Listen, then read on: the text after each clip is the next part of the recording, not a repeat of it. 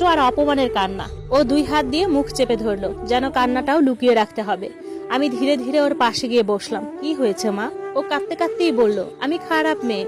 কে বলেছে? আমি ভুল করেছি। কি ভুল? অনেকক্ষণ চুপ থাকার পর ও ফিসফিস করে বলল, আমার খিদে পেয়েছিল। আমার শরীর ঠান্ডা হয়ে গেল। খিদে পাওয়া তো কোনো ভুল না। ও মাথা নাড়লো। বাবু আঙ্কেল বলে, ভালো মেয়েরা কিছু চায় না। বাবু আঙ্কেল নামটা শুনে আমার বুকের ভেতর অস্বস্তি জমলো। লোকটাকে আমি চিনি। সাবিহার সঙ্গে কয়েক বছর ধরে সম্পর্ক। সবার সামনে খুব ভদ্র, খুব দায়িত্বশীল, কিন্তু সেই মুহূর্তে হঠাৎ করেই সবকিছু অন্যরকম রাখতে শুরু করলো।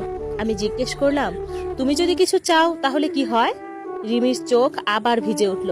তাহলে পানি দিবস হয়। আমার গলা শুকিয়ে গেল। পানি দিবস মানে? সারাদিন শুধু পানি খেতে হয়। আমি কিছুক্ষণ কথা বলতে পারলাম না, শুধু তাকিয়ে রইলাম মেয়েটার দিকে।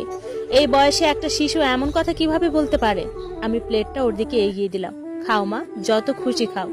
রিমি কাপা হাতে চামচ ধরলো। প্রথম লোকমা, তারপর দ্বিতীয়, তারপর হঠাৎ করেই দ্রুত খেতে শুরু করলো।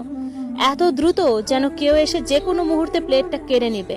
আমি বললাম, আস্তে খাও, কিন্তু ও শুনলো না। চোখ দিয়ে পানি পড়ছে আর হাত থামছে না। সেই দৃশ্যটা আমি আজও ভুলতে পারিনি। একটা 5 বছরের বাচ্চা খেতে খেতে কাঁদছে, কারণ সে নিশ্চিত না পরের বেলা খাবার পাবে কিনা। খাওয়া শেষ হওয়ার পর ও আমার দিকে তাকিয়ে বলল, মামা, কালকেও কি আমাকে খেতে দিবে?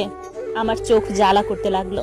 আমি কোনো উত্তর দিতে পারলাম না, শুধু ওকে বুকে জড়িয়ে ধরলাম। অনেকক্ষণ পর প্রথমবারের মতো নিজেকে আমার কাছে ছেড়ে দিল, কিন্তু ওর ছোট্ট শরীরটা তখনও ভয়ে শক্ত হয়েছিল। রাতে ওকে পরিষ্কার কাপড় পরিয়ে ঘুম পাড়িয়ে দিলাম। রুমের বাতিটা হালকা জ্বালিয়ে রেখে বের হয়ে আসছিলাম। ঠিক তখনই ও ডাকলো, মামা। হ্যাঁ মা। দরজাটা বন্ধ করবে? না, খোলা রাখবো। ওর মুখে তখন অদ্ভুত এক স্বস্তি ফুটে উঠলো। তারপর বলল, চেয়ারটাও রাখবা না? আমি থমকে গেলাম। কোন চেয়ার? ও সঙ্গে সঙ্গে চুপ করে গেল। কম্বলটা মুখ পর্যন্ত টেনে নিল। কিছু না। আমি আর চাপ দিলাম না, কিন্তু ভেতরে ভেতরে ভয়টা আরো বড় হতে লাগলো। রাত প্রায় 12টার দিকে আমি সাবিহাকে ফোন করলাম। ধরলো না। বারবার কল দিলাম, তবুও না। শেষে একটা মেসেজ পাঠালাম, রিমির ব্যাপারে জরুরি কথা আছে, যত তাড়াতাড়ি সম্ভব যোগাযোগ করো। তারপর রিমির ব্যাগটা গুছিয়ে রাখতে গিয়ে একটা খাতা পেলাম।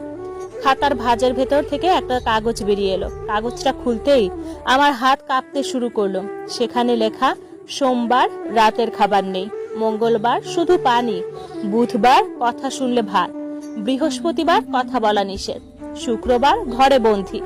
আমি স্থির হয়ে বসে রইলাম, আর কাগজের একদম নিচে বেগুনি রঙের কলমে আঁকা বাঁকা শিশুসুলভ হাতে লেখা, আমি সত্যি সত্যি ভালো মেয়ে হওয়ার চেষ্টা করি।